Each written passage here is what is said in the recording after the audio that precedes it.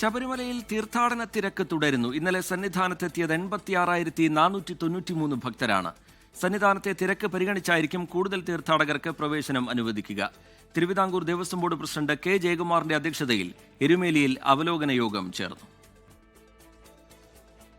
നട തുറന്ന് 10 ദിവസം പിന്നിടുമ്പോൾ ചരിത്രത്തിൽ ഇതുവരെ ഇല്ലാത്ത തിരക്കാണ് ശബരിമലയിൽ. ഇന്നലെ തീർത്ഥാടക നിര മരക്കൂട്ടം വരെ നീണ്ടു. ക്യൂ കോംപ്ലക്സ് വഴി നിയന്ത്രണങ്ങളോടെയാണ് ഭക്തരെ സന്നിധാനത്തേക്ക് കയറ്റിവിടുന്നത്. 10 ലക്ഷത്തിലധികം ഭക്തർ ഇതുവരെ എത്തിയെന്നാണ് ഔദ്യോഗിക കണക്ക്.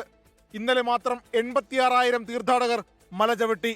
തിരക്ക് കൂടിയതോടെ ശബരിമലയിൽ റെക്കോർഡ് വരുമാനമാണ്. ആകെ വരുമാനം 60 കോടി കവിഞ്ഞു. അരവണ വിറ്റുവരവിലൂടെ 30 കോടിയും കാണിക്കയിലൂടെ 15 കോടിയും ലഭിച്ചു.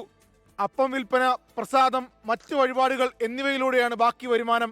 അതിനിടെ ദേവസ്വം ബോർഡ് പ്രസിഡന്റ് കെ ജയകുമാറിന്റെ നേതൃത്വത്തിൽ എരുമേലിയിൽ അവലോകന യോഗം ചേർന്നു. കാനനപാത വഴി വരുന്നവർക്ക് കൂടുതൽ സുരക്ഷ ഉറപ്പാക്കുമെന്നും മുക്കുഴിയിൽ സ്പോട്ട് ബുക്കിംഗ് ആരംഭിക്കുമെന്നും കെ ജയകുമാർ.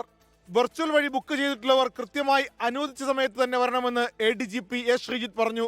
തിരക്ക് നിയന്ത്രണ വിധേയമെന്നും യോഗം വിലയിരുത്തി. 24 സന്നിധാനം. ലോകത്തെവിടെയായാലും ഏത് സമയത്തും 24 വാർത്തകളും ഓഗ്മെന്റഡ് റിയാലിറ്റി പാക്കേജുകളും എക്സ്പ്ലെയിനറുകളും വിശദമായി കാണാൻ ഞങ്ങളുടെ യൂട്യൂബ് ചാനൽ നിങ്ങൾക്ക് സബ്സ്ക്രൈബ് ചെയ്യാം.